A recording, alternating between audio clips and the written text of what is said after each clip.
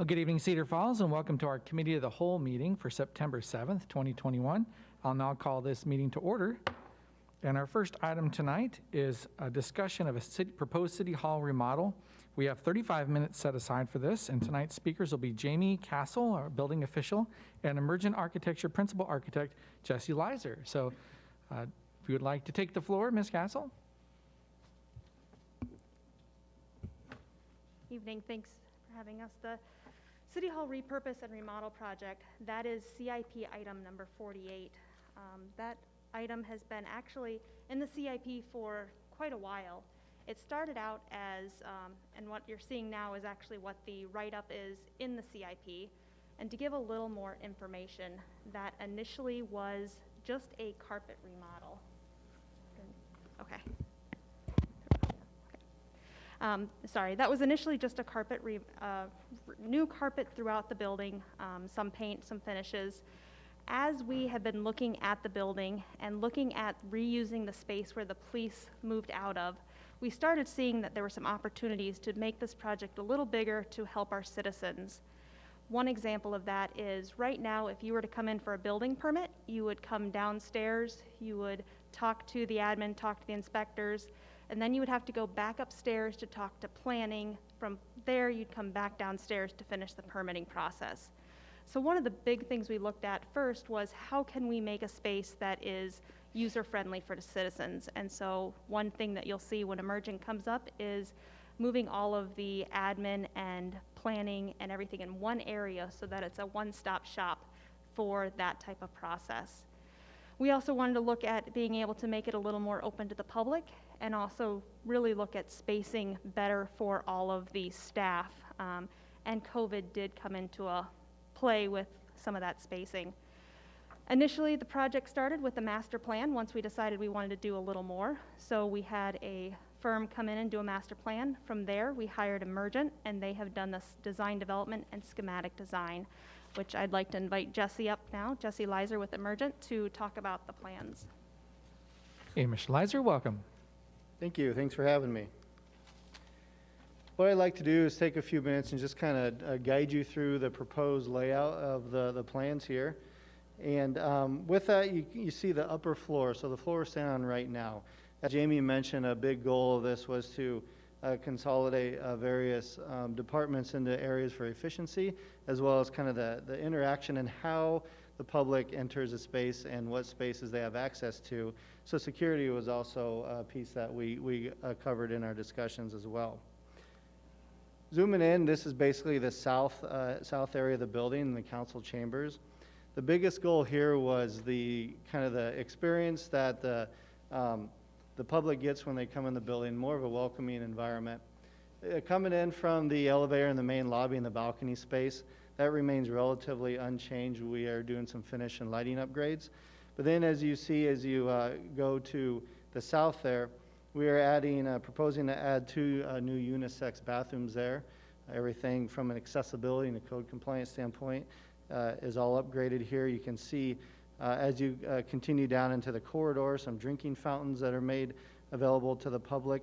And then they kind of end up in more of a lobby space, which is right outside at some future doors here that face to the west. In this main lobby space, the whole idea is kind of some overflow opportunity for additional community members to sit out in that space if they don't necessarily fit here in the chambers. With that, we are proposing to add some additional doors that kind of help to connect and open the space. Some technology with some screens that would be featured out into the lobby space as well that would display what the content that's happening in here. But also serving kind of a dual purpose of the lobby, the intent is they can host events into the lobby space that don't necessarily have to come into the chamber area for those things.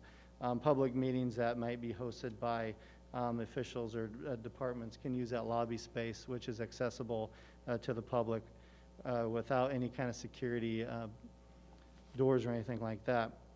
At the south end of the lobby space, you see the large conference room. That's basically kind of taking the place of what's you call the Duke Young Room today. And then just as you continue on around the corner there, you see that heavy dark line with a door. So that becomes a security point for the public back into the back part here, which features the economic development and the mayor's office. As I go up here, mayor's office, city admin, and the mayor's conference room.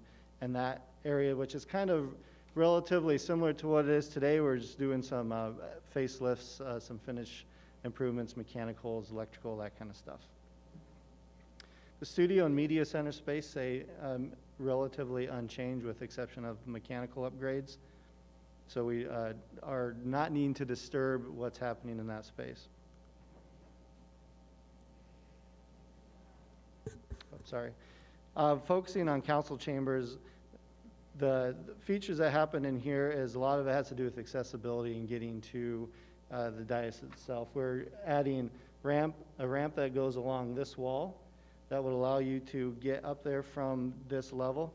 In addition, in the back hallway from the mayor's office and the conference office, there is a ramp that will start at in this hallway that will ramp up, and there'll be a new door that's kind of cut in right behind the center here. That is how you'll access the upper platform here. From there, you'll ramp back down in the hallway that heads down to that conference room there. Additional upgrades that'll happen in this space is finish upgrades, mechanical lighting. The podium here will get reworked with some additional screens and media on here so it can be better viewed from different angles, as well as the finishes on the dais itself will get upgraded. And you'll see those all in kind of some proposed renderings we have toward the end of the presentation. Moving to the northeast area in the upper level, the control room and media where we kind of left off before. There's a team room which will be used for book binding and other kind of workroom related activities for staff in that space. The break room remains in the similar location, so minor upgrades there. The bulk of the offices around the perimeter on the upper level stay relatively untouched from a physical standpoint to keep renovation costs low, but we are doing lighting and ceiling mechanical upgrades as well as carpet and finish upgrades in those spaces too. We are trying to utilize as much as the existing furniture if it's in good shape in a lot of those spaces to be budget conscious. The center area gets the majority of the renovation work, and a lot of it's kind of right sizing the office spaces for the staff there. A lot of the staff are either in dual spaces or they're in spaces that aren't necessarily appropriate for the tasks that they're required to do. So you can see there's 4 kind of new acoustically sound spaces in the middle, labeled HR specialist and office. There's a bank for IT in there. There's also some cubicle type spaces for the finance department. On the south, or on the bottom of the screen or the west side, again, those offices stay relatively unchanged from a physical standpoint, but they are upgraded from finishes and mechanical lighting. The admin window, which is right beside the media space, which is off the kind of lobby balcony, that will remain an access window for admin services. And then there will be a public conference room. One of the goals is to have a public conference space that's accessed right off the kind of the center balcony and center lobby.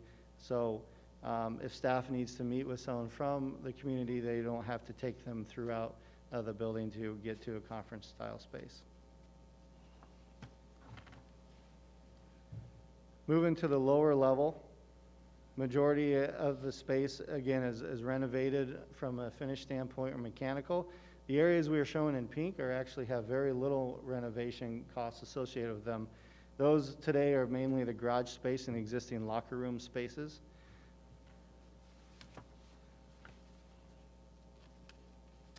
Kind of zooming in on the southwest corner here. This is where the engineering department is, and a majority of the engineering offices that are there today kind of stay just like on first floor. Majority of the walls stay to keep renovation costs low, finishes upgrades, LED lighting, and mechanical systems throughout the entire lower level. Additional engineering spaces on the southeast corner, and then you can see the plan room and just right-sized spaces to support the staff and their needs in those areas on the south half of the lower level. The biggest change here is in the center of the building. I'll go back one slide. On the center of the building, the admin, the bottom of the screen, the admin is moving to that central location that Jamie mentioned. That will allow them to have one-stop shop for the public to access for all those, and we'll show you here that in a second. The coats and storage room, that yellow space in the middle there, that will provide easy and efficient access for the engineering and inspection staff to grab their coats and boots and the pieces they need to go out and leave that door that you can see right there, not have to walk through the building to access their stuff. The kitchenette and break room is centralized in the lower level for efficiency. Again, the pink zone is relatively untouched from a renovation and cost standpoint. We are renovating some of the existing spaces that have plumbing in them today for additional unisex bathrooms for the staff on the lower level. There is a room called phone booth that's not necessarily a phone booth as you might imagine. Rather, it's a quiet space if someone needed to go make a phone call or attend to a private matter. Lower level on the northeast corner is where the planning department and all the blue. All the offices in these blue colors feature glass fronts for transparency. One of the goals on the lower level is to make it feel more open and bright, attempting to find ways to bring natural sunlight down into the space. With that, we are using solar tubes, which are daylight tubes on the roof, and we are bringing them down to the lower level to introduce some natural lighting in the lower level space. That mixed with the glass fronts on some of these offices will allow the areas to feel more open and bright throughout the day. Also in this space is a community development director in the center. And then the large conference room is a flexible conference space that can be used for large team and training events. We're also having a sliding partition that can section it off into two smaller rooms to make it more usable for various sized training events. Section 8 in the yellow there and the planner of the day both have windows that open directly off the foyer space. And you'll see that in a rendering we show. That allows easy access to the public. So again, the public will be able to come down to this lobby space, and directly ahead is the admin area. So there's a new large window that will have all the papers and all the staff there that can answer the questions and help. And then directly to their left, they would have the windows for Section 8 and planner of the day, so everything is easily seen and visible. Some potential shots of what could look like after the renovation. So this is the lobby space outside of the council chambers. This is actually looking southwest. This is the concept that shows the overflow space. You can see there's some of the screens on the wall for technology. And the glass areas to the left on your image would be display cases to show some of the history and awards and whatnot that could be housed in there. Those doors on the left of your screen are the doors that connect into the chambers.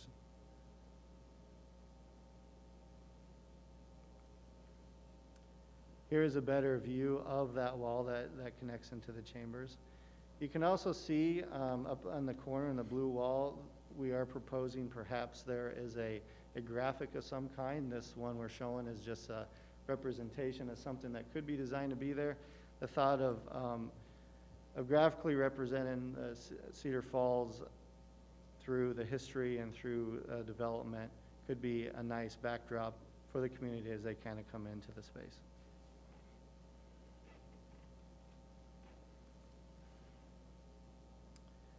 Here's a look inside the chambers. Now in this view, we do have this podium hidden for a little bit more clarity. This is majority of it's kind of refreshed, like I mentioned, with finishes, and bringing in a little bit more lighter colors, some modernizing of the carpets and the color palette that's used within the space.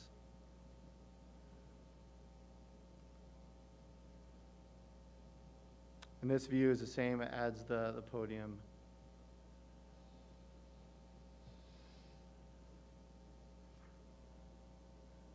Moving to the lower level, this was the lobby at the bottom of the stairs and elevator.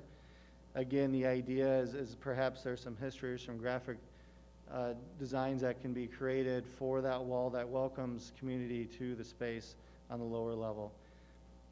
That large open window with kind of the dark sort of reception style desk hopefully opens up more of a welcoming environment so people know directly where to go, so wayfinding is easy within the space. Then you can see directly to your left in the picture are the windows that would access the planner of the day in the Section 8.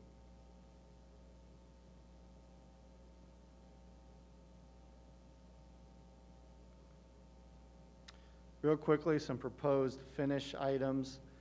Laminates on the left of the screen. Laminates would be upgraded on various cabinets and finishes.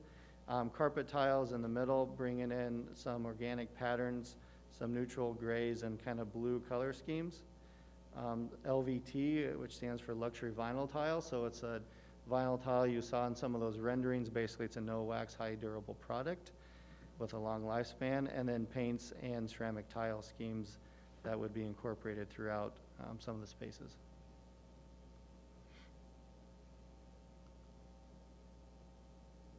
Scope of architectural work. To renovate the office space and new finishes throughout was one of the main goals from a very basic layer. And improve accessibility throughout the building, and also security was also a big component. A lot of discussion has specifically about this room and best ways to connect everything together. Update the council chambers as we showed you in some of those renderings. The majority of the office furniture will be used if new pieces can match. We are working with office furniture vendors, and we can get pieces to match and enhance some of the furnishings, again, to be conscious of the budget there. The majority of the project is actually mechanical upgrades. A new mechanical system, which will be a VRF system, which is a variable refrigerant flow system, basically allows heating, cooling, and fresh air throughout the space, and almost every office will have some control over airflow within their office environment. Have dedicated fresh air coming into the building. New LED lighting throughout, including in here. All the lights in here would be upgraded as well. All the lighting would be dimmable throughout the project as well. New network cabling, updated AV systems, and also a new fire alarm, which was a maintenance item that was determined to maybe include with the scope of work also.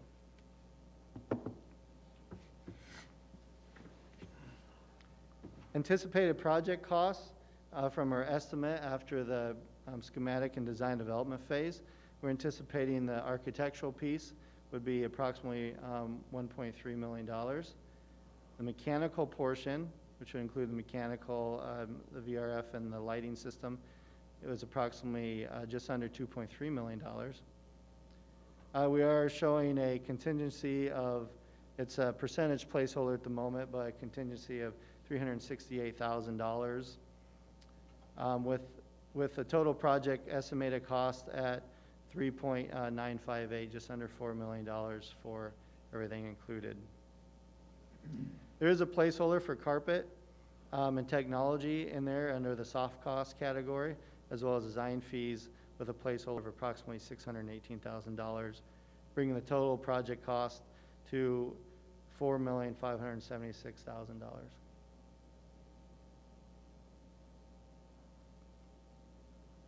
Cover this piece.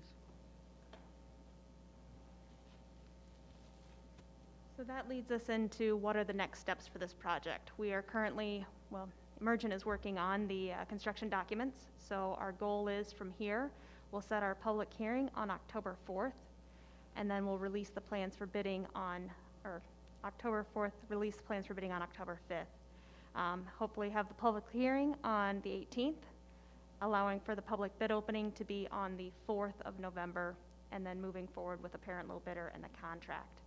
We're really hoping to bid this at this time so that we can have a winter project.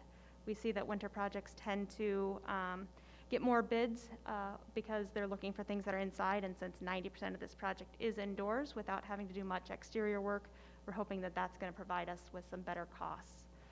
We do have the length of time that we do. Hopefully we can get some good bids. And then we have potential 12-month construction schedule. That could change. Right now, we are seeing that the industry, it is hard to get some materials, so right now, we're guessing 12 months, but we'll hear for sure with the bids what they anticipate the time to be.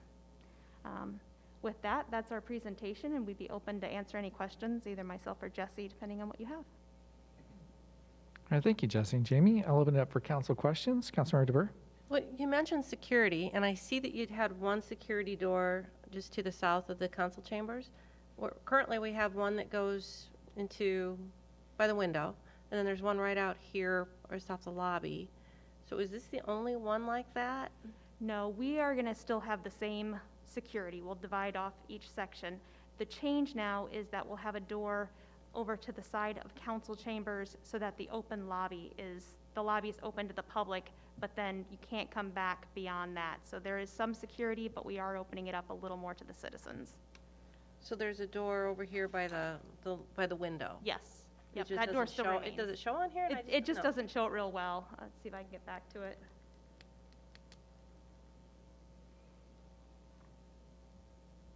Yeah, so there is a door that's between the admin and the public conference room. It's just a very light door, but the existing door would stay. So the public just sees that little window. Correct. And it's the same window as we currently have there. That doesn't change. And for a similar question on the ground floor, where would those doors be to protect those spaces? So on the lower level, we have actually two sets of doors. We have a set of double doors that's between the Section 8 and the admin, and then another door that is by the public toilet and the small conference room that leads back to the engineering and inspections area. I'm still looking for the Section 8. Section 8's in yellow. Okay. And I was curious too, for the timing of this, is there anything mechanical or facility-wise that is making this more of a pressing need to do it right now? We do have upgrades that we need to make. We are having some issues that we think, like the fire alarm panel that we mentioned. Anyone who's been in the building has probably heard the fire alarm randomly going off. It is due for an upgrade. So some of those things being tied into this project would be helpful doing it now. Okay. Other questions? Mr. Mayor, Councilmember Cyrus? is there an alternative plan to the $4.5 million? That seems like a lot of money. The building, to me, doesn't seem all that old, but I was at elementary school when it was built brand new. But is there something that's between $0 and $4.5 million that we could do an alternative plan? Because we have other needs in the city and we've raised taxes. It'd be nice not to spend it on something that's actually functional at this time. I haven't talked to enough people in the building to know if this is a real need. We did look at several different options. When we first started with the master plan, we did come back with a $6 million project. We wanted to look and see if that really made sense, and so that brought it to this project with reusing as much as we could without raising the number. There are some alternatives that we do intend to put in the bid to see if we can bring some of that cost down if we are above budget. So we are looking at those alternatives also. Okay, thank you.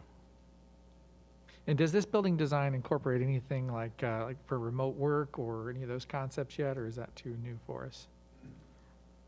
I think that that's probably too new for us. We seem to be working well when we've had to work at home, but we've not made any changes specifically to this plan. Based on that, okay. Is the question, with everything, I know there was a lot of upgrades to the hard wiring of stuff, and you had mentioned cabling and stuff. Does that mean that everything is kind of going to get shuffled through to where it's not all like it has been? Does that make sense? You can probably field that one. Yes, you're exactly correct. So a lot of it is getting refed, whether it be updated cabling for modern cabling, but also kind of routing and things, so everything's clean and under floors and kind of hidden, as it should be. So also, if you poke your head above the ceiling tiles, kind of reorganizing some of the routing and those sorts of things to kind of clean it up. And It should eliminate a lot of the stuff you visually see, yes. Thanks.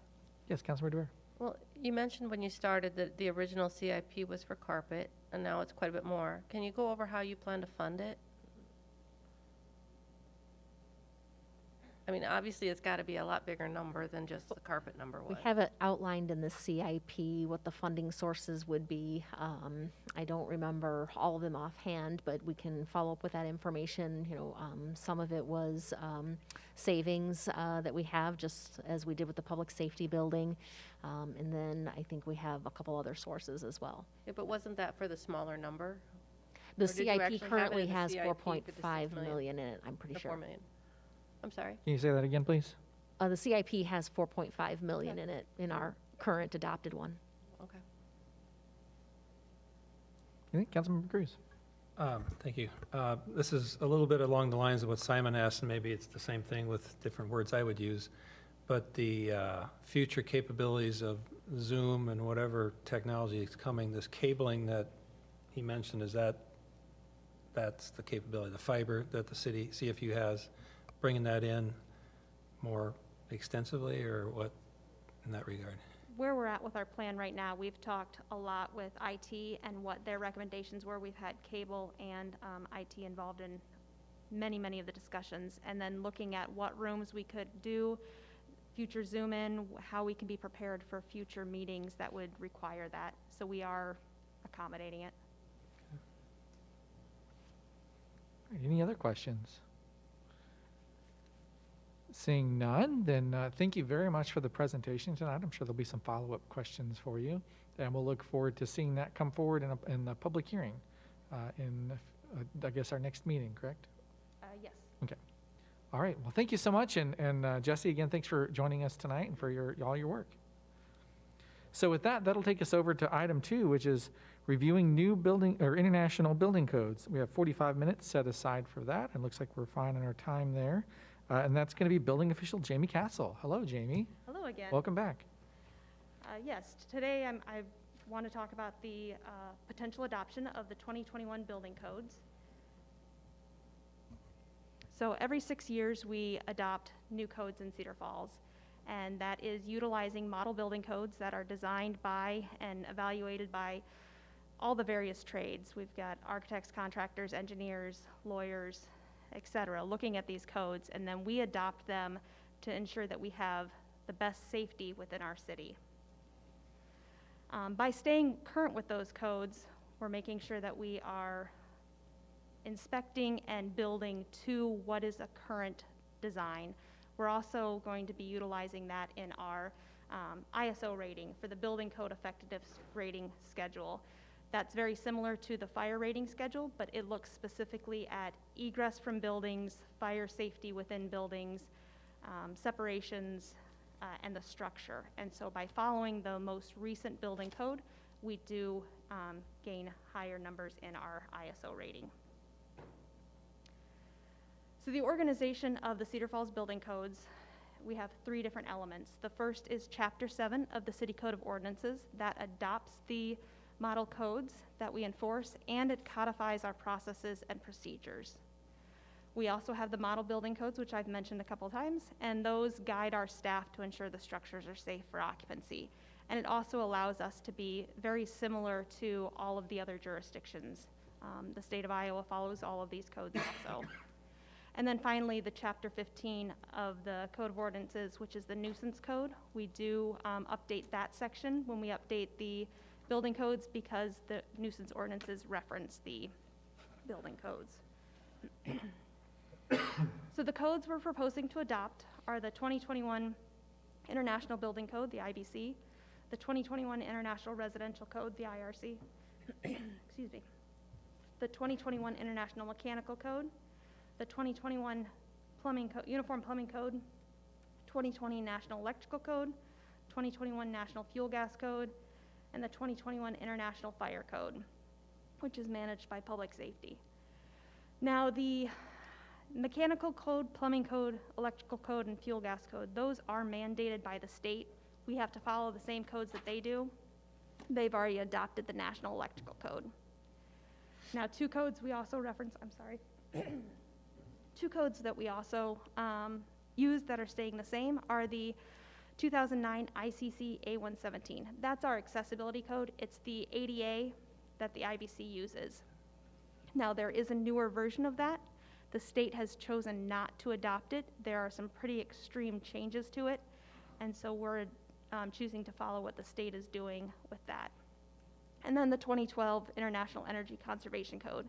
Again, that one's mandated by the state. It's managed by CFU. It's currently not looking to be changed to the 2021. They are looking to change to the 2018, but that has not occurred yet. In preparation for this adoption, we have had multiple public meetings. We have met first with the appeals boards. We have a appeals board for each of the trade and the building. So we've met with them to explain what's coming. And then we met with mechanical and plumbing contractors, electrical contractors, residential contractors and developers, commercial contractors, and the architects and engineers. There was really no concern from the codes that we have coming forward, but we did want to make sure that we had that conversation before we brought it to council. In addition to these meetings, I did meet with the City of Waterloo to make sure that we were very similar to what they're doing. They are making the same amendments we are. Really the only differences between ourselves and Waterloo is how we administer the code. So the City Code of Ordinance amendments. In addition to having to call out the new codes that we're doing, we do have a few amendments that we're making in the ordinances. The first is separating the residential code section and the commercial code section. Currently, if you read our City Code of Ordinances, you'll see that they are intermingled, and it does get to be a little confusing for our contractors.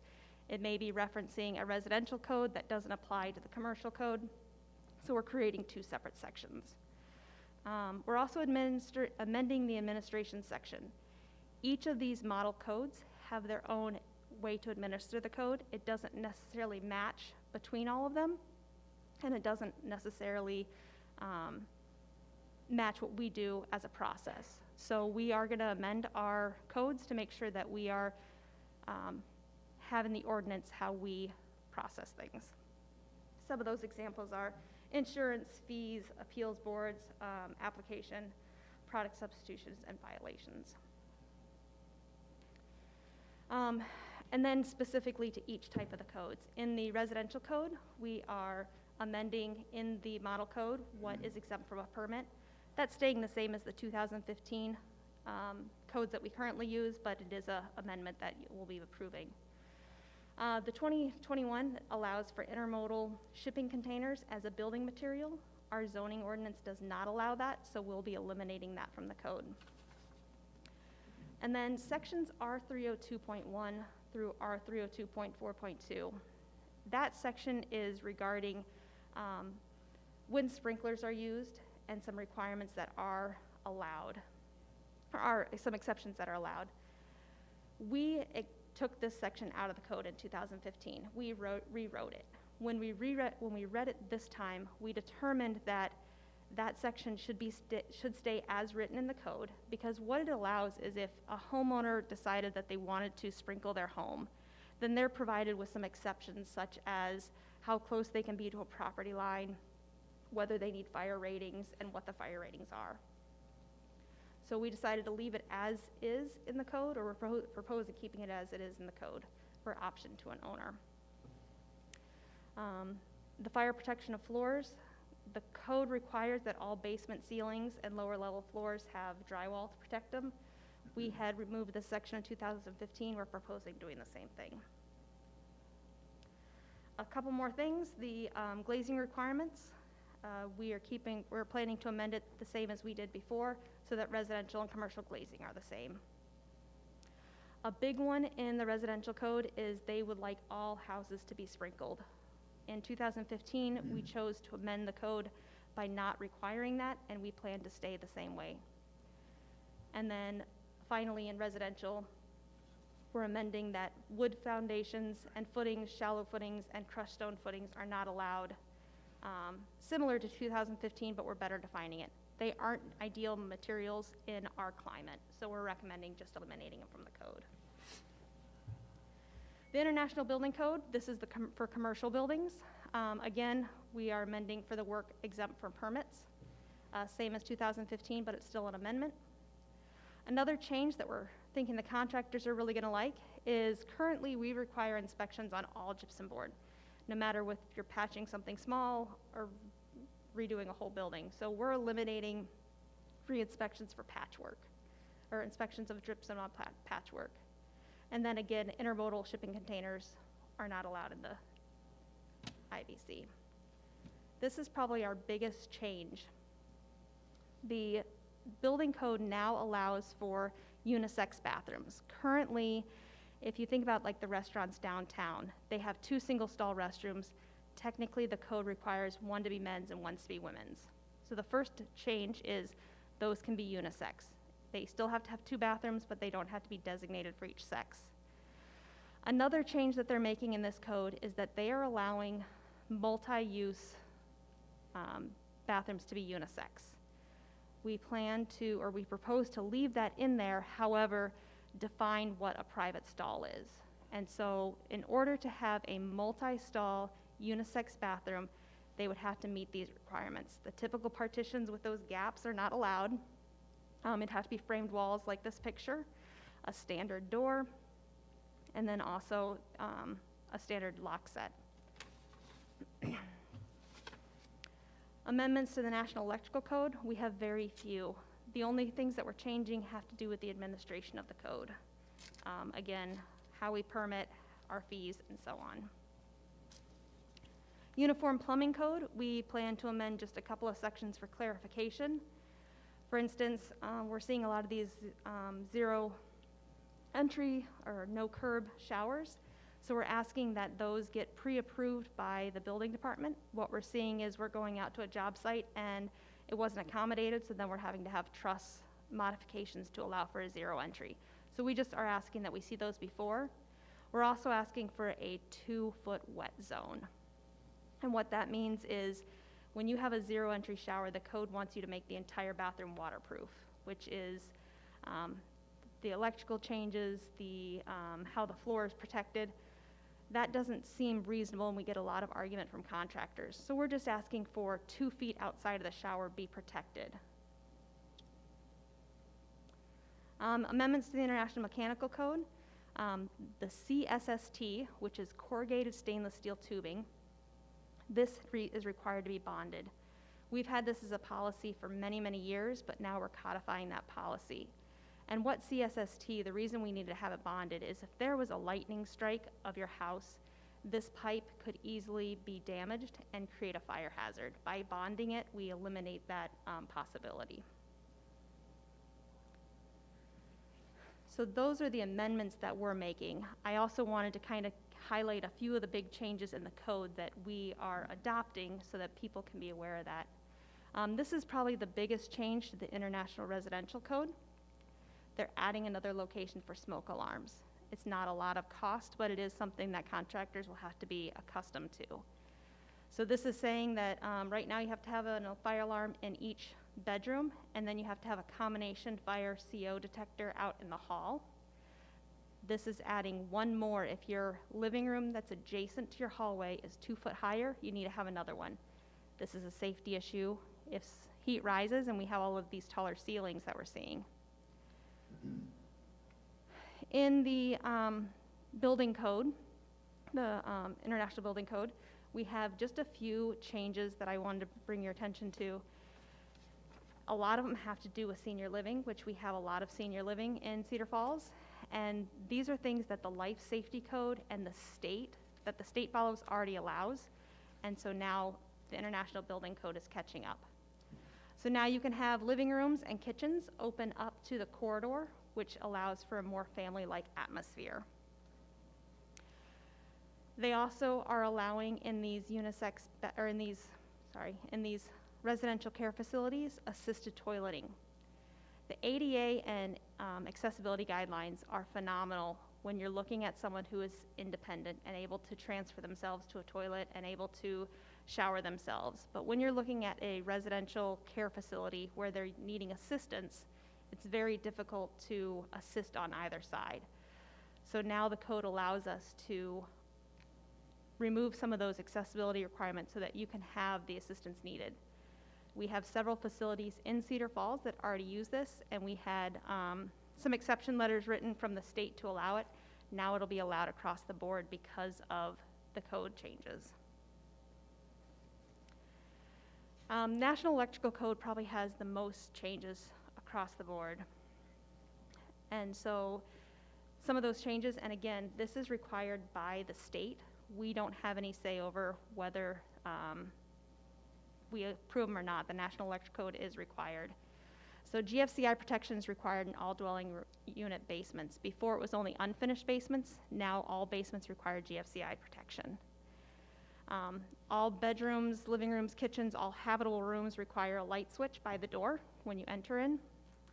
And then each dwelling unit must have an emergency disconnect on the outside. This is probably the biggest one that we heard questions on, and that's because it's going to add another element to the building. And this is for the safety of the firemen. They're able to turn off that power directly at the exterior instead of having to go in. The other things I didn't show, there are a lot of changes to the codes. I did not highlight everything because most of them are clarifications. They are changes to tables. They're things like that. So I did go over most of those changes with the contractors. Contractors are aware of that and will provide written documentation that we can highlight some of those things for them. But I wanted to show you the ones that probably would be of interest to you and the citizens. So our next steps, we're working right now to format the changes so that you can all see the redlined copy at the next meeting that we have. We hope to set the public hearing on September 20th, have the first reading and the public hearing on October 4th, leading the next two meetings to have our second and third reading. Once it is passed, we will allow a grace period to get everybody accustomed to the new codes and prepared for them, and then officially enforce it starting on January 1st of 2022. And that is my presentation.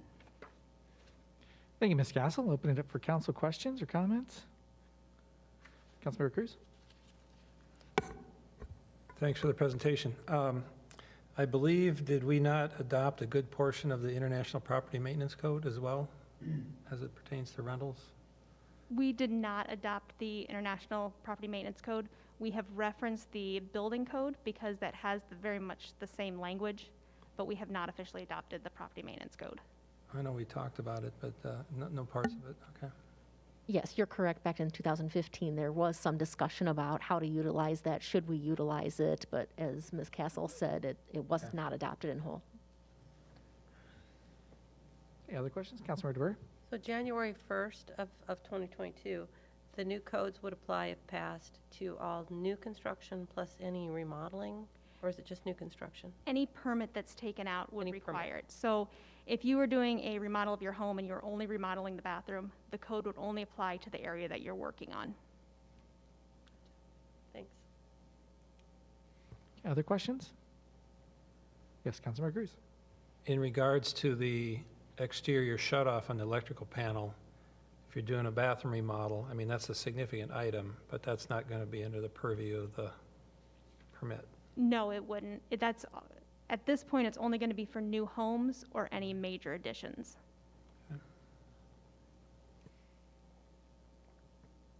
Okay, seeing no other questions. Thank you very much again, Ms. Castle, for the second presentation, and we'll look forward to seeing this come forward in public hearing in our next meeting. So with that, that's the remainder of our agenda item tonight. Allows us to be adjourned up until 7 o'clock, which is our regular council meeting. So we are now adjourned to that time.